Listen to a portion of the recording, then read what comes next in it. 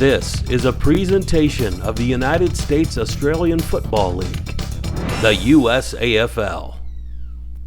Okay, fullback. Okay. Alex C, back pocket. Okay. Hey, boys. All right. Use your voice all day. Use your voice, okay? Swannaroos on three. 1, 2, 3. Swannaroos. Let's go, boys. 1, 2, 3, 3. Strong in that order was fantastic.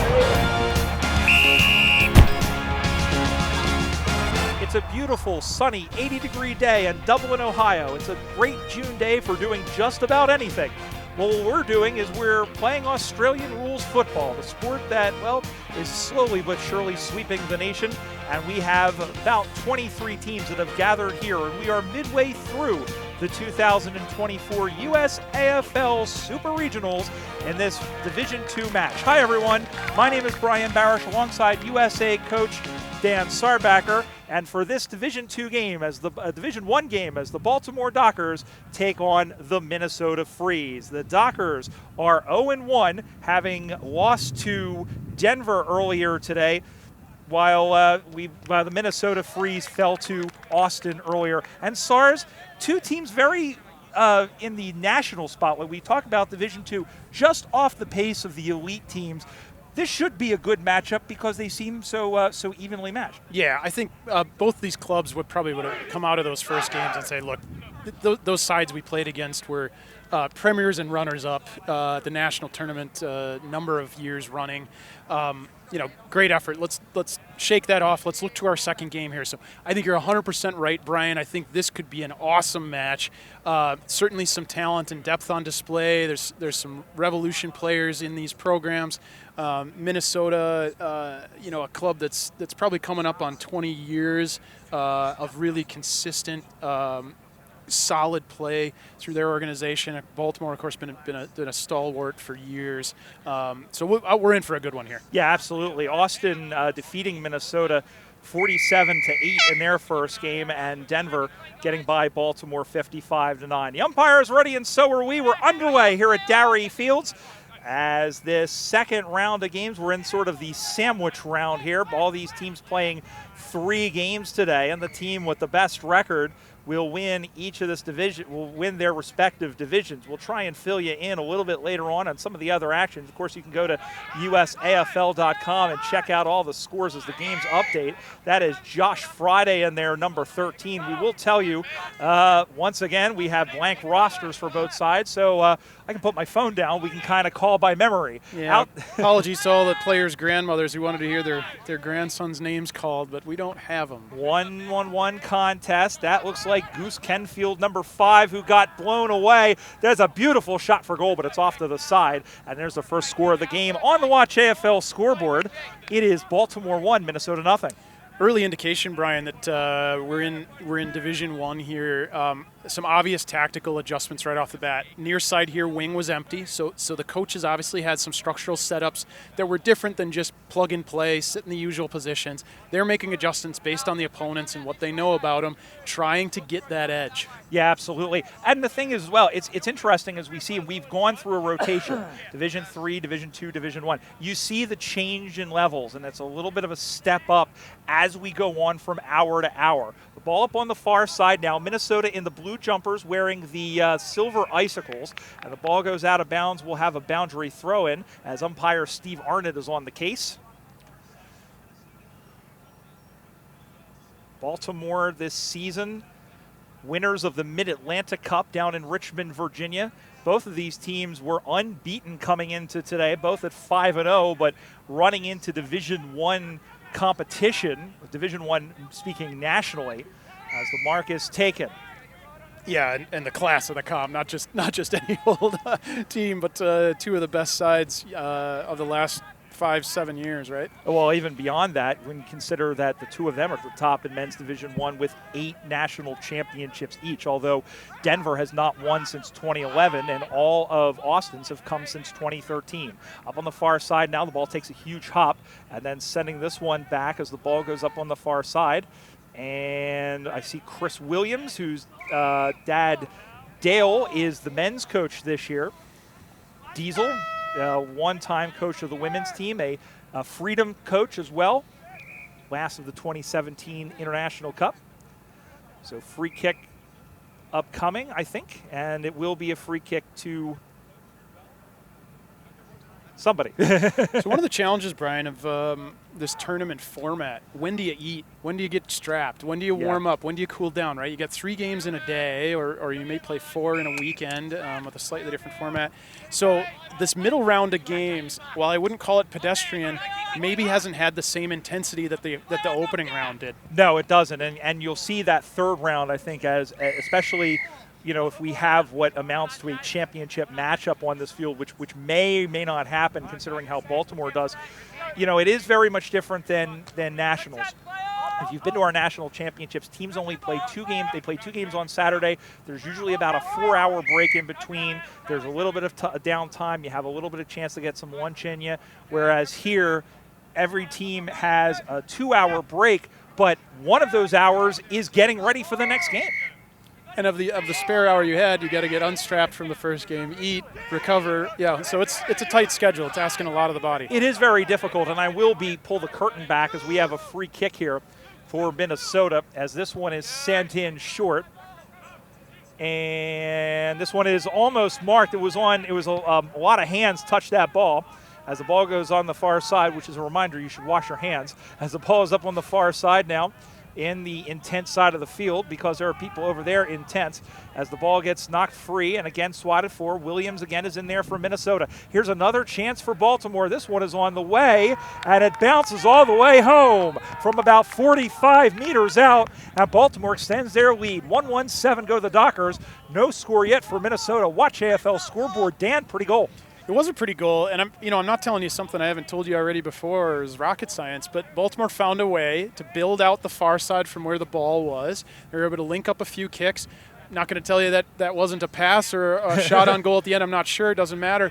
But it ends up rolling through, right? And that was all because of the effective build-out by switching the field of play. I started to say one of the things that the league has been looking at in the last couple of years is actually slightly changing the format. So instead of playing 3 games, teams are only playing 2. So instead of a round-robin format, essentially it's a knockout format where teams will play each other in the they'll have that opening round game. That's kind of difficult because you're seeding teams in a sense in terms of who's number 1 and who's number 4. But it is something that the league has looked into, whether or not that comes to fruition at some point. But this round-robin format, it does offer the opportunity to play a lot of opponents, especially here when you have a team from the East and a team from the Midwest. And here's another goal it is the Beasts of the East, who are out to a big lead here in the early going. Watch AFL scoreboard. Baltimore 2-1-13, Minnesota no score. We said it earlier, Brian, can be a bit of a streaky game. I'd say the start of that game, teams just feeling each other out a bit.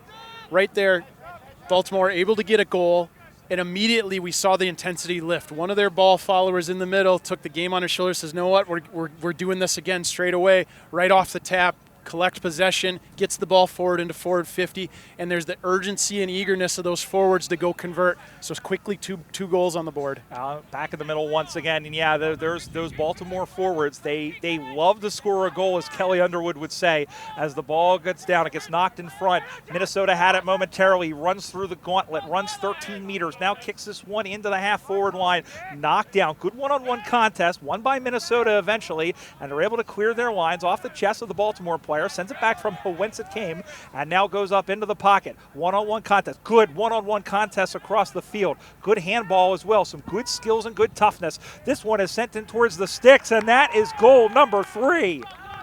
Wow. Baltimore, we'll talk about it in a second. They go to 3-1-19. Minnesota no score.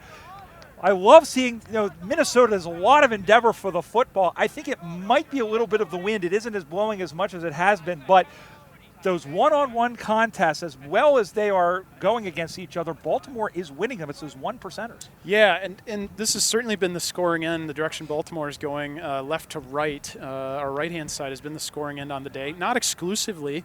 And again, I call this a breeze, not a full-on wind. It's not blowing that hard. But I'll tell you what I'm seeing. It's probably less the wind and more the fact that Baltimore lifted and Minnesota hasn't yet. Minnesota needs to elevate and match that standard. The wind is only at about 7 miles an hour. It is only gusting to about 12 or 13, and that is a welcome gust for us at the very least, and certainly for the players out there, as we are almost 7 minutes into this first term, and it's been all Baltimore. But as we said, Minnesota really kind of matching them stride for stride. Out of the middle once again as the ball goes to ground, going to be picked up. Now moving backwards. He's going to run this. Oh, good shepherd by Josh Friday to get around him and able to prevent his teammate from being tackled. Got rid of the ball. Now goes into the pocket. Nice mark taken. Yeah, good example in the middle there. The chase from Baltimore, an example of how Good their mark. intensity is just a little higher. The Freeze didn't have the same sort of pressure on each of those ball carriers. That is a great mark in the corner by the unnamed number 12. We'll see what he chooses here in terms of shot selection to go for the sticks at the tight angle. Would be interesting to see that. It looks like he's backing himself here. When he kicks the ball, he'll be about 30 meters out. Strides in off of 1 foot. Kick is on the way. It is behind the stick. And umpire Dan Estes, who hails from the Chicago area, points out the ambidextrous. And on the Watch AFL scoreboard, Baltimore now goes to 3-2-20. Minnesota no score. So what I want to see out of Minnesota here is a lift in their pressure, a lift in their intensity. That would help stem the flow that Baltimore's created for themselves, mostly by elevating their own intensity. Yeah, absolutely. I mean, they are propelling themselves, it seems like, and they're the ones that are really kind of keep pushing it to the contest, and that's what's happening. And most importantly, the skills, they're not 100%. We've seen a couple of kicks go astray, but you saw in that last mark for the setup there, they're making good adjustments to overcome that. Yeah, Minnesota's doing a little more ball watching. Baltimore's been a little more intent. Here's a great example. Sent 2 tacklers at that, and they're going to get rewarded for it? Question mark. Ellipsis? Yes. Decide? Yes, they did. Ball be kicked down the ground, and it's tipped off the top, going out to get it now, and he's going to send this one back down the middle of the ground. One-on-one contest, looking for Ryan McLuhan, and then it's shepherded on. Baltimore will retreat. Now they're running forward. Kicks this one up in the middle, center of the ground. Good mark, uncontestable play on quickly. Sends this one into the pocket. No, just at the last minute was Kenfield, or was it Stevens? And we'll have a ball up as he was wrapped up for Christmas, and we'll have a ball up. Ball squirted out there on the halfback line for Baltimore. Just a simple pickup and a U-turn. He just scanned the field, lowered his eyes, and found a 30-meter kick instead of blazing away for 50. And they're getting a ball up restart here in their forward 50. Picking that one up, that's Val Caff as he gets that one off the side. Going to go pick that one up again. Handball looking for a target. Oh, big tackle thrown backwards. And just keeping an eye on who that was. I think that was Chris Williams, who is much the worse for wear. He was at a very awkward angle, SARS. He is getting up, thankfully, but that was a little scary for a moment. He wasn't in a straight line, I'll tell you that. No, it was awkward. I maybe got tipped over backwards and not sure exactly. He's still a little tender, though. You can see he's moving slowly after that. In the meantime, Baltimore has converted on their 4th goal of the game, and that takes them on the Watch AFL scoreboard to 4-2-26. No score for Minnesota. And once again, but one thing I will say is that the hitting in this game has picked up a little bit. It started relatively intense, but it is very slowly, you see, starting to pick up even more. Yeah.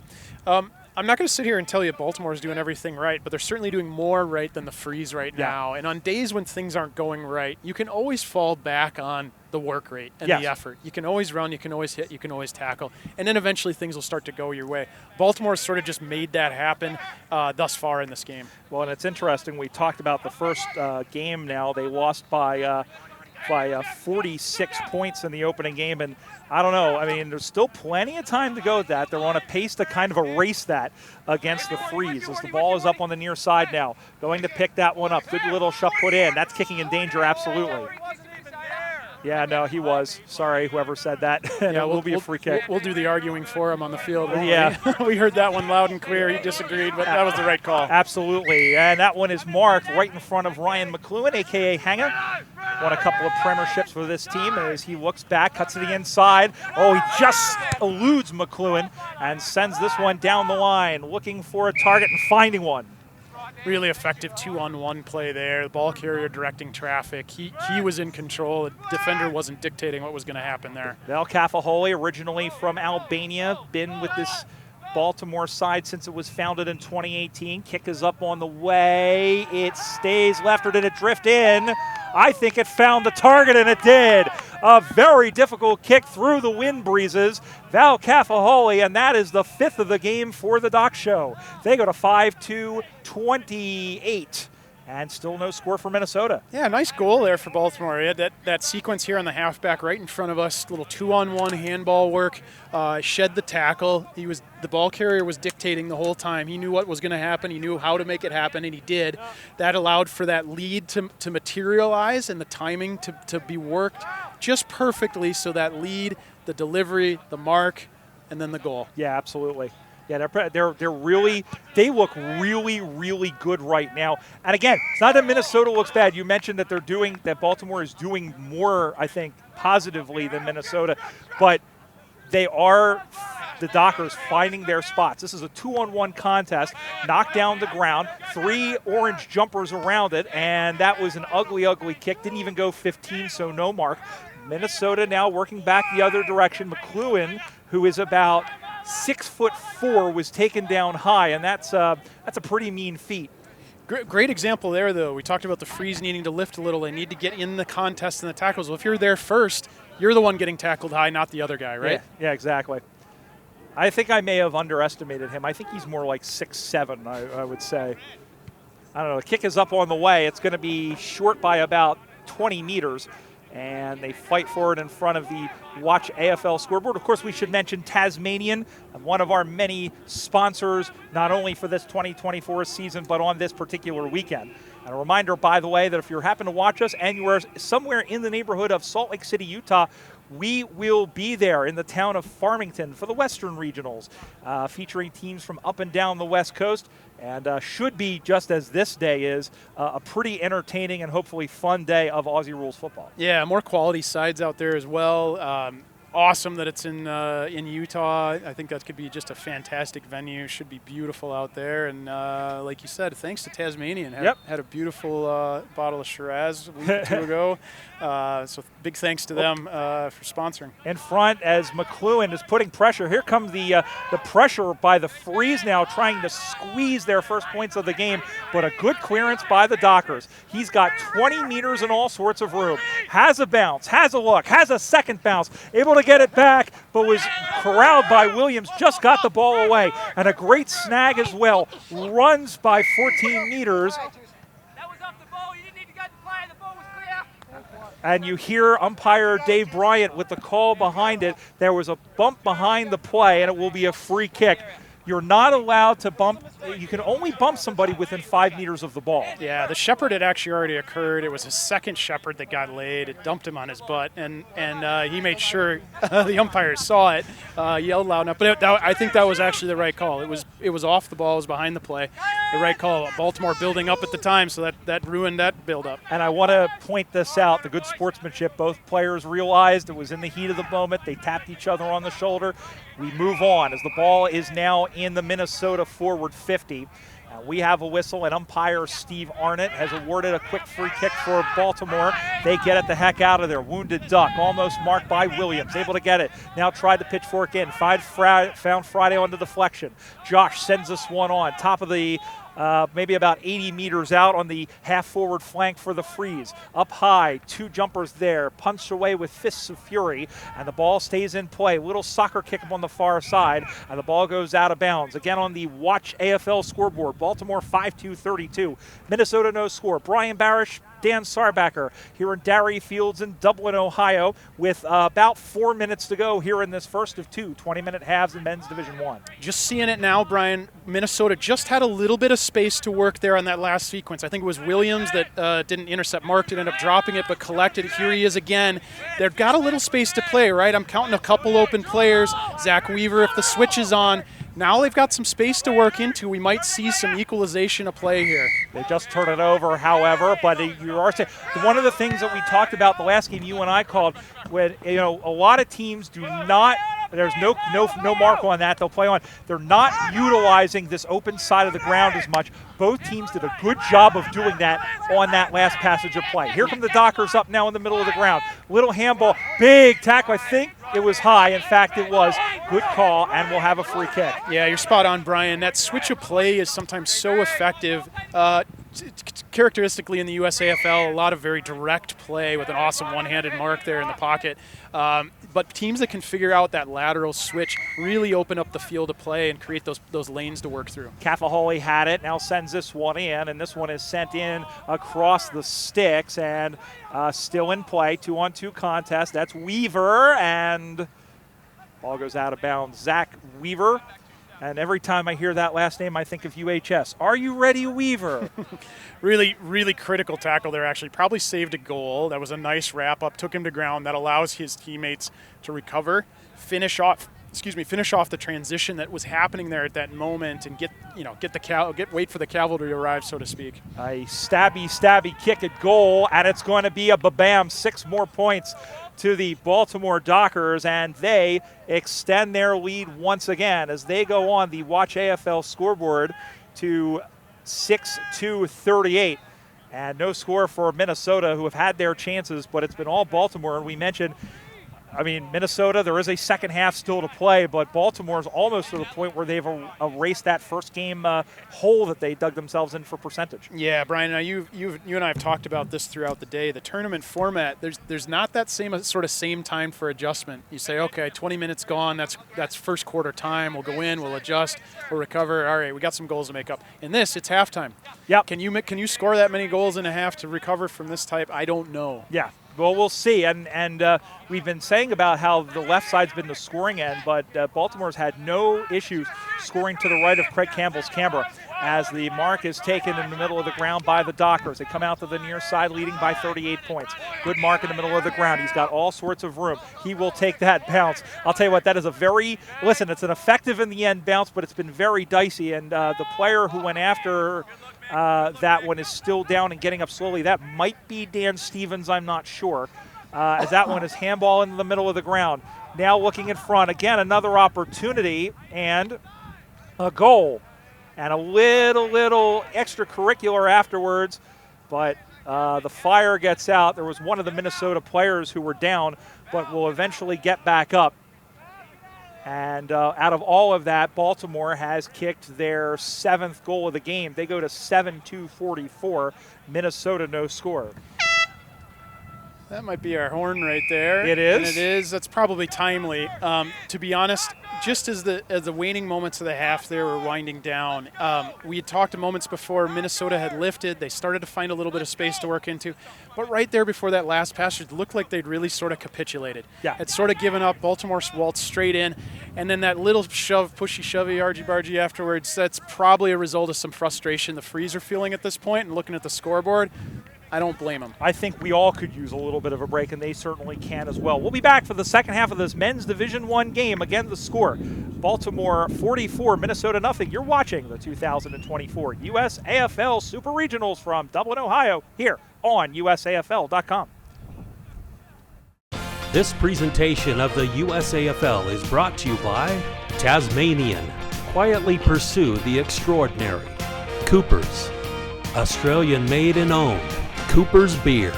Aussie Sports USA, the official apparel provider of the USAFL. Odin Mortgage and Tax, Australian mortgages and taxation for expats and overseas residents. CyberSolve IQ, the inaugural cybersecurity partner of the USAFL. Two Hands Restaurant, fueling your lifestyle. Watch AFL, stream every match overseas.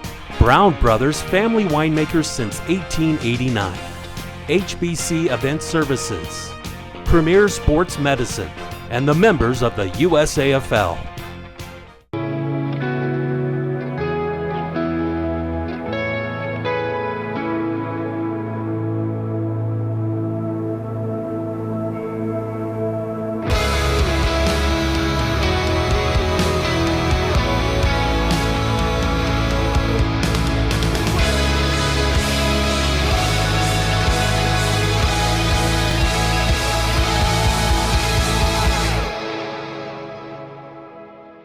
championship. Second half is underway.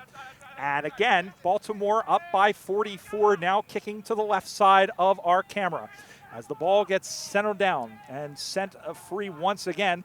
And we've seen a pattern of teams with big leads really just not take their foot off the throttle at the beginning of the second half, Dan Sarbacker. Yeah, we talked about that small format for these tournament games, and you run out to a big lead, and there just isn't that much time to recover from it. You don't have time to make the adjustments.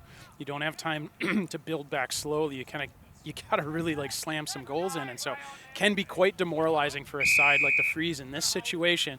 Baltimore, if they find the first goal, that might be a nail in the coffin. Yeah, absolutely. I mean, the game is not completely done yet, but they have to score quick, fast, and in a hurry. And right now, Baltimore is doing very well to keep them nailed in. They're going to play this one in Friday with a little bit of pressure, dropped in front, and it rebounds again. Both Friday and one of his teammates was in there as the ball ping-ponged off of their shins. And this one is sent high. One-on-one contest forming, and it went off of all four hands and found the carpet. And we have a whistle and a free kick going the way of the Freeze. So how do the Freeze get back into this, Brian? Just that play right there, ball in flight. I counted 6 ball watchers that were at the contest before and were not going to get to the next one. They only walked.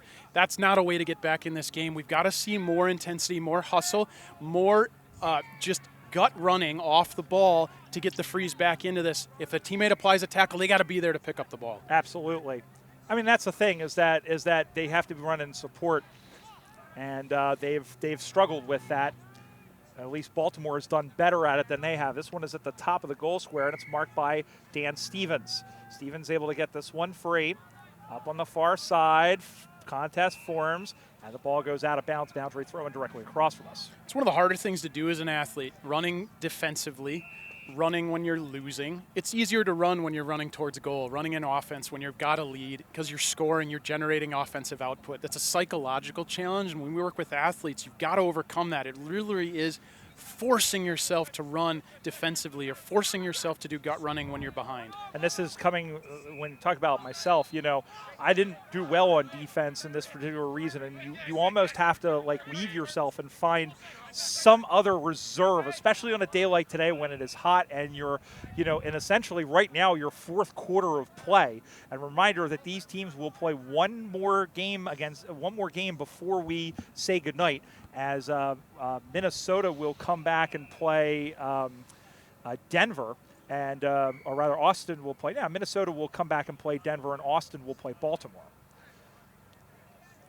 One of those days where I've forgotten my name, let alone the schedule. Fair enough. So yeah, no damage to the scoreboard yet either way. The play's still mostly neutral. I'm waiting to see which side really decides to dig in and take the bull by the horns here and pull out as a leader and score first in the second half. Ball comes out now up on the far side now, finally won by Baltimore. He has Fins to the left, Fins to the right, and he's the only bait in town, and sends out a worm of a ball. Could have been pushing the back, no call. Try to get it into the middle, no. Now there's a 2-on-2 contest, wrestling match, aggro twister, as Bill Robert would say, and now the win is picked up now. The ball is picked up. Here come the Freeze in the middle of the ground. A lot of kicks to no one, and it's a matter of who can win the race. This one is kicked, and it is marked in the back left pocket where I keep my keys, which is why my butt hurts. Yeah, another good example there with that melee in front of us. Freeze had numbers. Baltimore applied just enough pressure to tie him up, and then the second wave of players coming were all Baltimore. No support for the Freeze, so in the end, they're not going to be the ones moving the ball forward. I got a chuckle out of our producer, Cherry Long, so that's all that matters. At least one person got amused by it. 44-0, still the score. Nothing moving, as Sarge just said, through 4.5 minutes or so of scoreless second half football. And again, we have one more slate of games, one more round of games to come.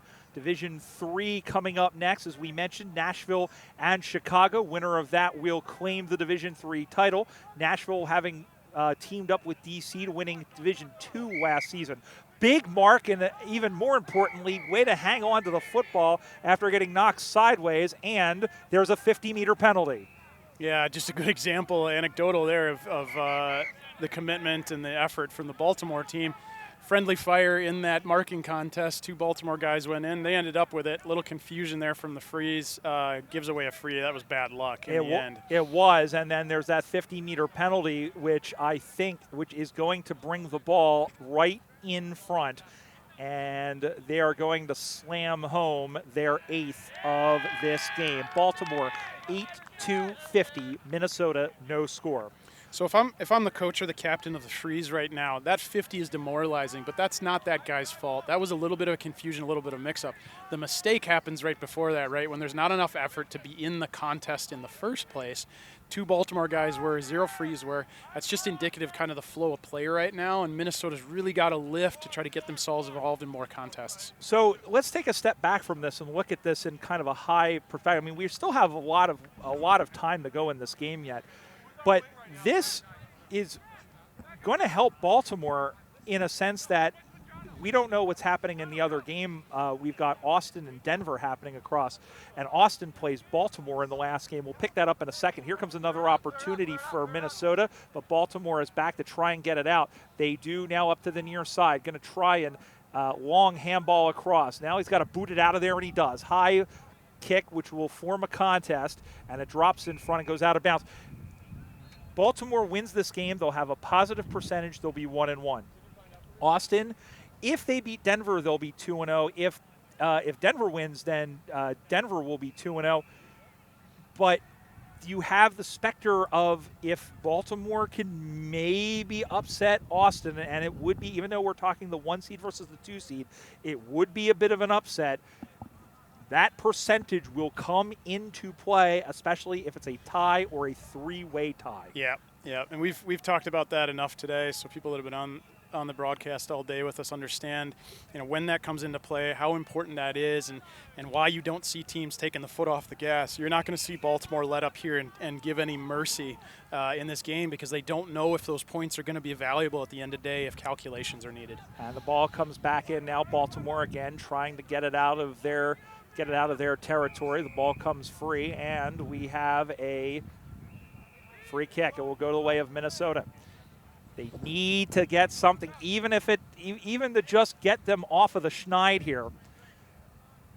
Baltimore, as we said, they've been doing the little things a little bit better. There's a kick on the way, and it's across the face, and it is marked defensively, and they will clear out to the near side. It'll one hop, come up and snag, just got it away. Maybe could have had a shout for deliberate, but in fact he was just trying to get rid of the ball. And we'll have a boundary throw in as he got rid of it ahead of Zach Weaver. Be interesting to see. We're trying to peek over the neighboring field where the Denver-Austin game is. I once had someone say the best rivalries are the ones where each side has taken something from the other that they thought they deserved. And I'd say all the championships, premierships, contests that those two sides have had over the years, that's a proper rivalry now. Absolutely. And we mentioned earlier, as the ball is marked in front, Minnesota has a player down in front of us, but we'll keep an eye on the man at number 62 has it, and we'll try and open the account 8.5 minutes into the second half. The kick is up on the way. It is dead center, perfect, and the Minnesota Freeze have entered the chat. Watch AFL scoreboard. The Freeze 1 straight 6. Baltimore 8-2-50, and that has to be a relief for the Freeze. Yeah, big time. They've had a little bit better play. Okay, the wind's at their back finally, but we've been begging for them to get more numbers at the contests to try to equalize this affair. Just a few chances there. We saw a moment in the first half. Some more space started to open up. They've got the skill sets to target those gaps and openings when they get them. We'll see if they can start to capitalize, build some momentum here in the second half. Ball come back in the middle once again, and yeah, I mean we don't know how. We don't know how this is going to shake out in the second half, but in terms of how the game is going to go through. But that is very big for them, and listen, they've been doing good things, and it's good that they were able to get something tangible for it. As we move on towards the midway point of the second half, essentially the beginning of the last quarter. Brian Barish alongside Dan Sarbacker. Shout out to our production crew with Jerry Long on the keyboards and Craig Campbell on drums or slash camera.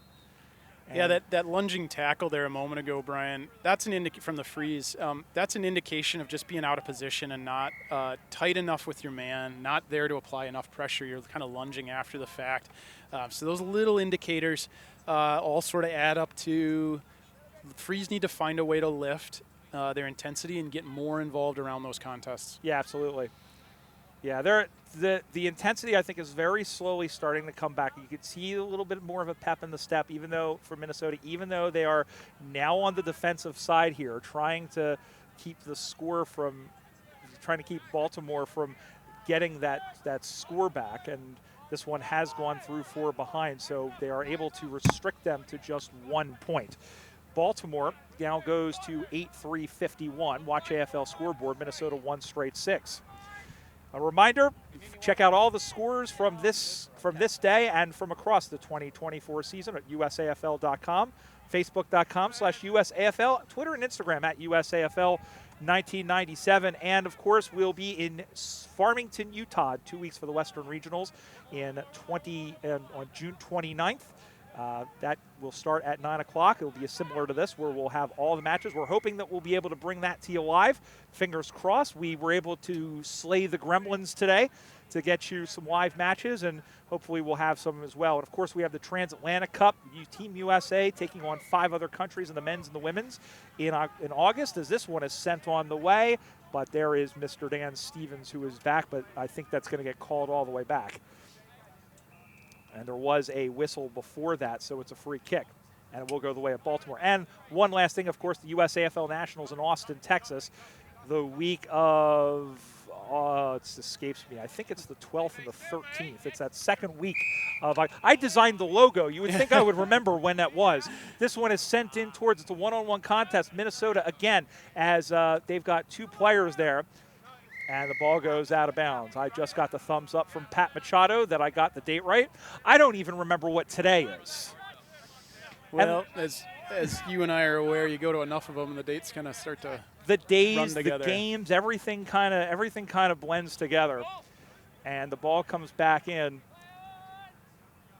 As this one comes through, it's going to get picked up. Ball gets finally picked up. That should be kicking in danger. Maybe, no. And it looks like another game of aggro twister has broken out in the middle in the goal square. Punched free. Again, picked up by Williams. Sends that one on. That one had to be caught in self-defense. Went about 13 meters, so no mark. Baltimore gets it back. Handball back. Now running on.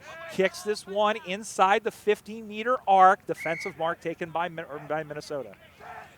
Really great intercept mark. He's going to get himself in trouble here a little bit.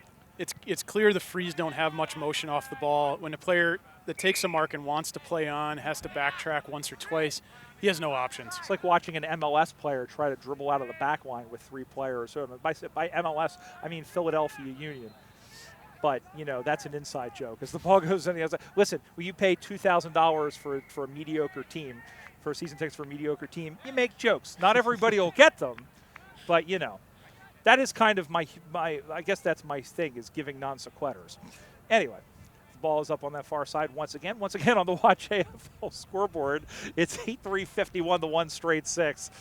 Ball comes back the other way. And it's a nice mark rising above the pack. And here they come. They are misers. That is Val Cafaholi sending that one in.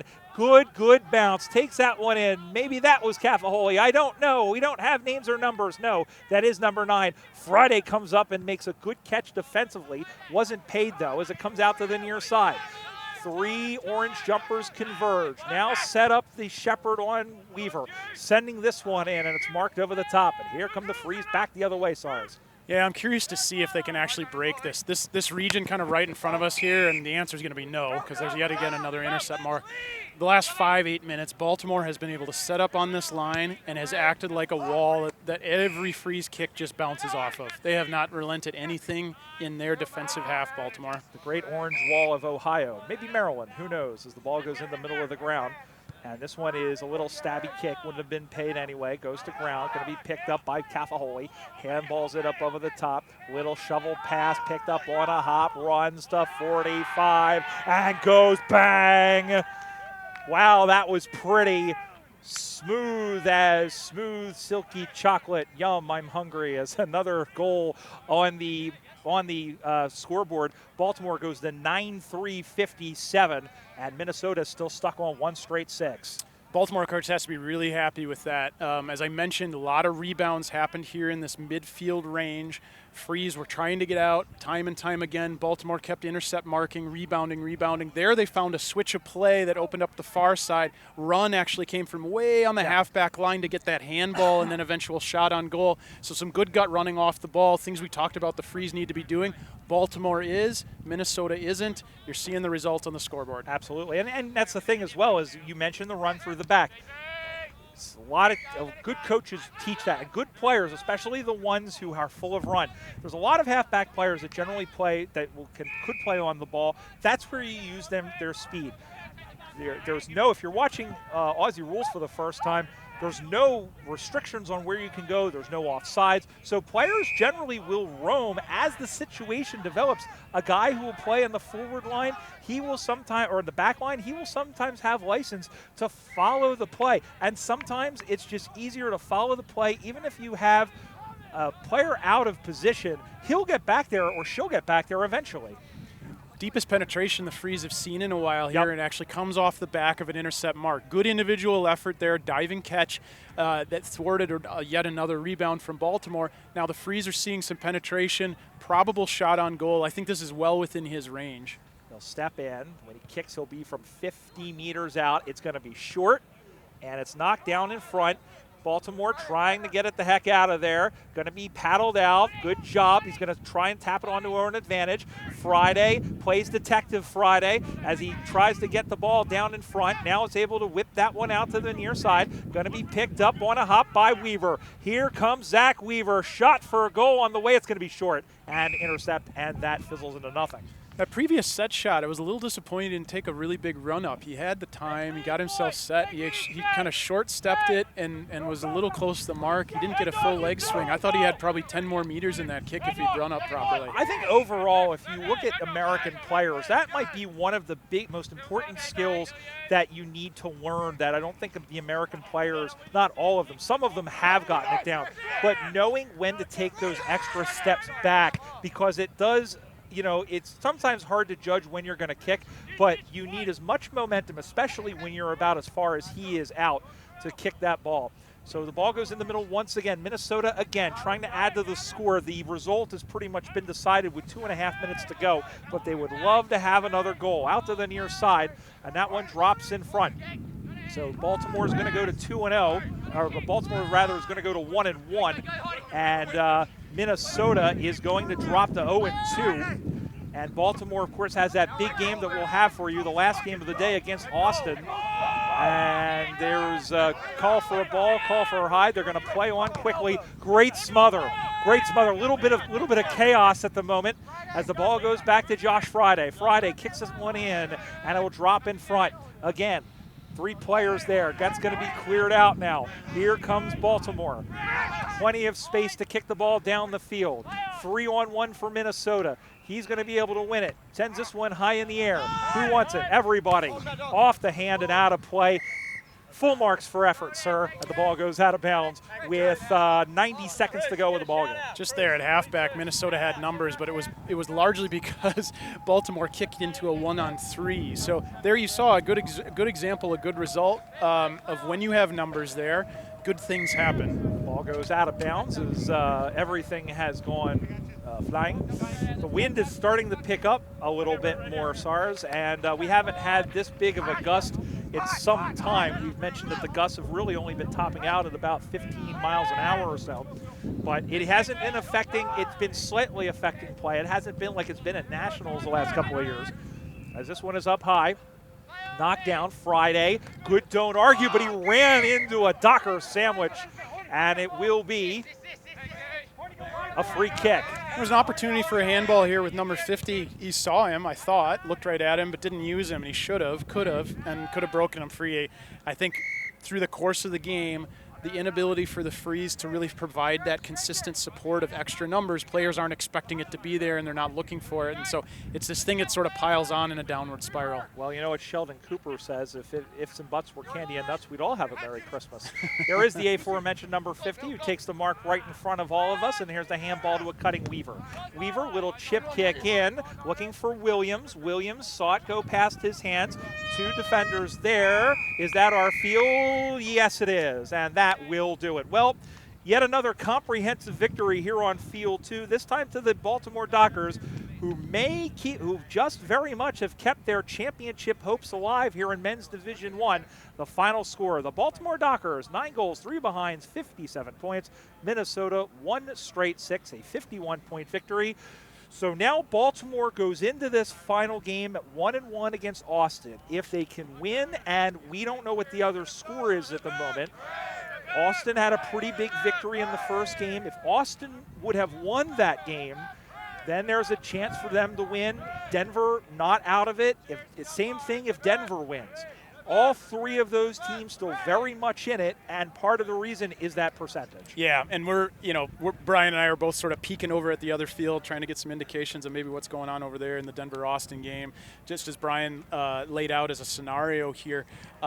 Until that results in, we won't really know exactly what chances Baltimore had, but with the result they just got, 57-6, certainly gave themselves a really, really good opportunity. In the end, they didn't do everything perfect, but on days where your skills aren't perfect, you're not executing as well as you'd like, the thing that's in your control, gut running, getting numbers to the ball, working in packs, hunting the ball, they did that way better than the Freeze, and it showed up.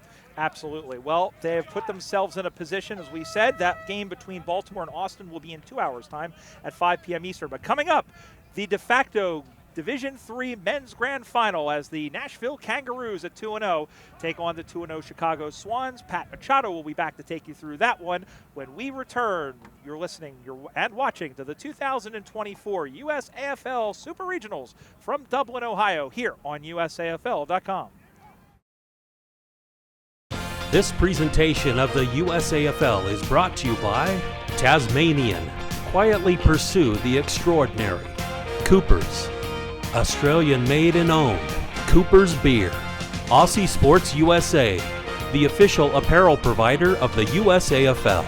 Odin Mortgage and Tax, Australian mortgages and taxation for expats and overseas residents. CyberSolve IQ, the inaugural cybersecurity partner of the USAFL. Two Hands Restaurant, fueling your lifestyle. Watch AFL, stream every match overseas. Brown Brothers, family winemakers since 1889. HBC Event Services, Premier Sports Medicine, and the members of the USAFL.